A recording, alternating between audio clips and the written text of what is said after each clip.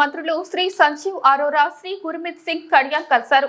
పంజాబ్ లో జరిగే 350వ గురుపురబ్ ఉత్సవానికి పంజాబ్ ప్రభుత్వం తరపున ఆహ్వానించారు. వారికి నా ధన్యవాదములు. ఈ కార్యక్రమంలో మంత్రి శ్రీ తుమ్మల నాగేశ్వరరావు, నర్సంపేట శాసనసభ్యులు దొంతి మాధవ్ రెడ్డి, పార్లమెంటు సభ్యుడు శ్రీ రఘువీర్ రెడ్డి పాల్గొన్నారు.